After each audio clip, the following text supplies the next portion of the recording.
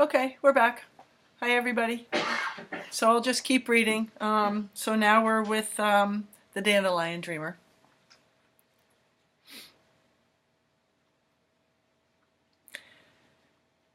Nice to meet you, folks. Is that Fen over there? Come near me and I will bite your head off, you dirty flower freak, Fen snarled. Actually, that's her prettier, nicer sister, George said. Haha. The Dandelion Dreamer smiled at the joke and glanced against the sky. So you need a boost up to Marty, eh? Marty? George laughed. The monkey's name is Marty? We need to reach our ship, Badger said. Oh, I can get you there. But if you wake the ape up, you're all on your own. I would be in your debt, Badger said. The Dandelion Dreamer stretched his neck and arms, then slapped his hands together and blew into them, warming them up. When he was done, he turned to Speedy and George. Hey, you're not sleepers. You're humans? The brothers nodded. That's great, he said. Earth is the place for love, that's for sure. Whatever, George muttered. Listen, the Dandelion Dreamer continued. You kids ever sit in a field in the spring and blow on a dandelion? He gave them a searching look with his intense green eyes. No, George said with horror. Yes, admitted Speedy. Well, those little fluffy white things, they're the seeds. You may or may not have noticed this, but dandelions release their seeds into the air the same way every time. I don't watch flowers, George said, as if that were a strange way to pass time. Really? Well, you should. You'd learn a lot. Well, here's the quick lesson. George was about to make clear he did not want to learn anything about flowers when he caught Badger's gaze. Badger made a cut-it motion, his hand across his neck. George knew it was time to do the thing he hated most, pay attention. This is the Dreamlands, the Dandelion Dreamer explained. When the seeds escape and fly into the sky, it's always the same. They move in a pattern, a spiral. If you watched it slow, you'd see that at the end of the spiral is a seed I like to call the true. This is always the last seed to release itself, sort of like a captain on a sinking ship. It clings tight until all its brothers and sisters are off on their journeys. In this dream, the dream of riding dandelions, the one true seed is all that matters. Once the seed begins to break apart, you'll need to find the true fast. The true is what continues to float up while everything else has fallen away. Find it, and you can travel forward. How do we find it? Speedy asked. You don't. It will find you. Find me? Speedy worried. What if it doesn't? It always does, as long as you don't panic. It is there, I promise. The dreamer turned away to prepare. That's it? George sputtered in an irritation at an answer he considered full of equal parts mumbo and jumbo. I'm sure Badger told you that in this place, your breath is your guide. If you feel yourself starting to panic, breathe. But we already knew that. Just know you'll be okay, he smiled. Now, y'all spread out, he said, his voice now slipping into that of Commander. Don't make a single sound. Just jump onto your pod when I give the signal. All you have to do is drift upward. I'll blow you there. At this distance, with this wind and this moon, I'm figuring your pod will start to collapse about halfway. When you are above the ship, leap down, Badger added. Badger nudged George and Speedy. They spread out along the dandelion field, each finding a spot with a few feet around them. The brothers looked at each other and glanced at the monkey high in the clouds. I hate to be the one to break it to you folks, George said. There is no way that those teeny tiny flowers are going to do anything for anyone, except maybe an ant, a very small ant. The Dandelion Dreamer ignored George and took a deep breath, sucking air into his lungs until his eyes bulged. Excuse me. When he was full, he pursed his lips and allowed a long, steady blow of icy wind. And magically, around their feet, the dandelion heads closed up against the cold. The Dandelion Dreamer blew again. This time the air was as warm as a spring breeze, and now the closed dandelions began to open. And from them grew large, fluffy white pods. The pods hummed softly as they rapidly expanded, growing like balloons, filling with air, until before each of them stood a delicate, perfectly round white pod 10 feet across. "Step inside your pod," the Dandelion Dreamer instructed. Speedy and George each pushed their way through the soft stems into the middle of their own pods. Badger was in another dandelion pod, and Pinch and Fen in the last. It was like stepping inside a forest made of feathers. George wasn't happy. The puffy, cloud-like ball didn't seem strong enough to hold anything, much less a person. The arrangement of the delicate, willowy branches that rose from the seeds formed small, diamond-shaped windows, and through them they watched the Dandelion Dreamer take another big breath. "Get ready to fly," Badger cautioned. George wasn't ready for this, but ready or not, a quiet breeze rustled the fluff around him, and suddenly the pods began to rise. With a jerk, they were lifted softly and noiselessly up into the sky, and up they flew. The ride was gentle, a tender drift on the wind. In a few moments they were high above the field, 4 giant dandelion pods dancing bright white orbs floating silently in the silver moonlight. What a gorgeous sentence. In a few moments they were high above the field, 4 giant dandelion pods dancing bright white orbs floating silently in the silver moonlight. All faced east, away from the giant ape, and the passengers took in the world that stretched out beneath them. It was a sinister world, a nightmarish land of ancient forests that rolled on for miles. Behind the mysterious forest was the outline of the blackened sea, shrouded in fog. The dark silhouettes of long, oddly shaped ships slid between the fog breaks.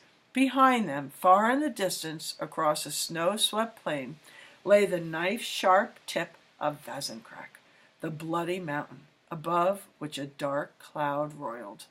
"You're doing fine," Badger said to his fellow riders as they drifted slowly toward the cloud. "That was a lot of blah, blah, blah for nothing." "Yeah, you know who said that," George said, enjoying the ride way more than the lecture about flowers and keeping still. As far as he could see, the pods were pretty solid and moving fast. They'd make it to the ape in no time. "Hold tight," Badger said. "Breeze is coming, and we're about to break." "Break?" George said as the stems of his pod began to rustle. Softly at first, but then, as if a rope had been snapped, the stems began to shiver wildly. Beside his face, the first stem plucked itself from the base of the pod with a deafening pop, and flew into the air with the rapid explosive power of a missile firing. "Hey!" he screamed in surprise as another stem exploded, knocking him down as it shot out into the night. Forgetting his instructions, George quickly jumped to his feet. "George, don't move!" George could hear his brother's voice between the quickly escalating explosions as all around him the seed stems ejected skyward. With each lost stem, the dandelion started slowing down until it wasn't rising any longer, but plunging toward the hard ground with the distinct lonesome whistle of a falling bomb. The whistle filled George's ears, and a cold, cruel wind slapped against his cheeks. Now he understood that what the Dandelion Dreamer was saying was true. His tiny craft would never hold. It was born to break. "Oh boy," he muttered as a series of stems shot out in all directions above him, below him, and on either side. It felt as if he were in a war zone. "Stay still, boy. Stay still," Badger directed from above. Glancing up through the haze of fluff, George could see the bottoms of the other dandelions moving quickly away from him toward the ape. He looked down. Below, the ground was coming up quick. The full forest of stems that had surrounded him when he entered the pond were now gone, and his pod looked like a head of a bald old man. "Stay calm. You know what to do," he told himself. "Find the one and don't move. Stay still." Oh, but how could he? How could anyone? With the wind whistling in his ears as he fell toward his doom? George's heart pounded wildly. He studied the stems and narrowed in on one that looked larger than the others. "The one," he said, and grabbed the thick trunk, clenching it tight. It was a rough, bristled length of plant, grizzled as a snail rope. as a sail rope. The moment he wrapped his fingers around it, the stem was ripped from his hands by the wind, slicing open his skin as if shot into the air. "Yow!" George screamed in pain and looked at his hands. They were the small, pinkish, blood-speckled hands of a rodent. Without even realizing, he had transformed into his rat form. Instantly, scents and sounds by the thousands poured into his ears and nostrils. Calculating and sorting with the speed of a computer, George knew at once that each seed stem had its own scent, as individual and distinct as spices, and all were rustling in the plunging wind, but each vibrated at a different speed. It seemed the stronger the smell, the slower the flap.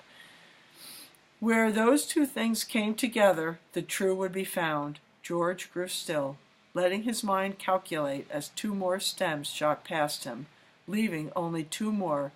If he didn't choose correctly right now, he would be smashed to bits. The last two stems detached from the base of the pod, and like a crack of lightning, George suddenly knew which stem was the true. He leapt for it, taking hold as it shot up like a rocket. The moment he touched the rising stem, he transformed back into a boy, and the white canopy opened as wide as a parachute. Below him, the pod hit the dirt with a deadly bang, kicking up dust. He had done it. He clung to the stem as it rose quickly through the warm night. In a few moments he was floating past the massive white feet of the giant sleeping ape and getting his first look at the compass. The metal ship was a perfectly round disk of burnished silver with floating, jutting prows where north, south, east, and west would be on a compass. Each prow was shaped into the head. There was a beautiful woman to the north, a laughing skull to the south, a fierce eagle to the east, and a knowing whale to the west.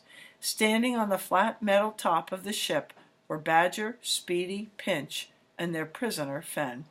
Badger was swinging a rope over his head. "Catch the rope and I'll pull you in," he called.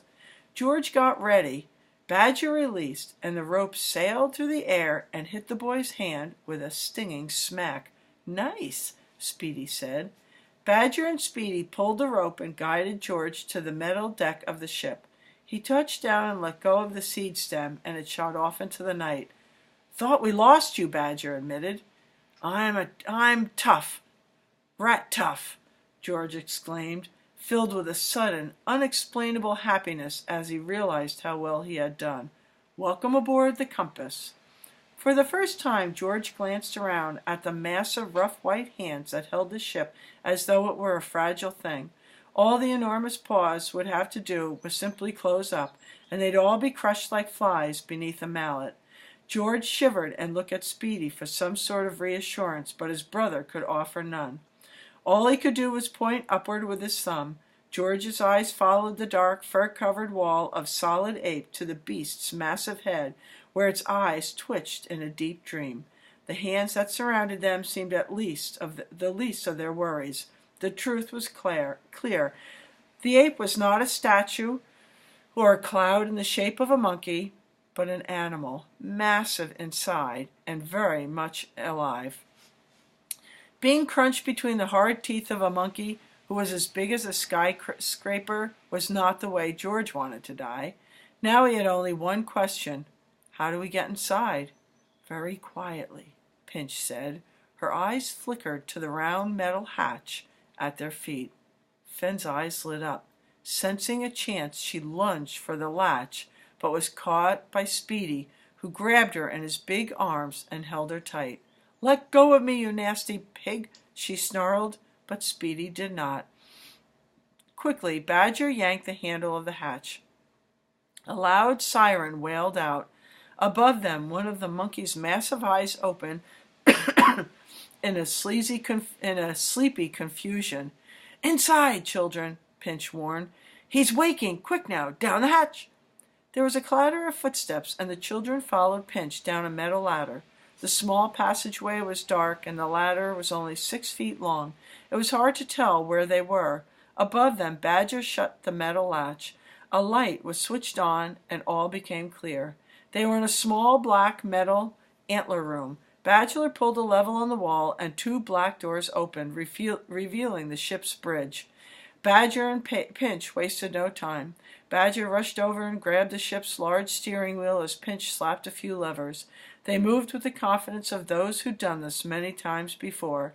Lights and machines hummed to life, and from down below came the whirl of engines revving. "Everyone hold on to something," Badger screamed.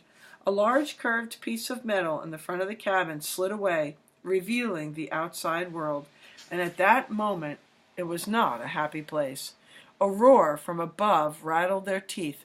No doubt about it, the monkey dreamer was now awake.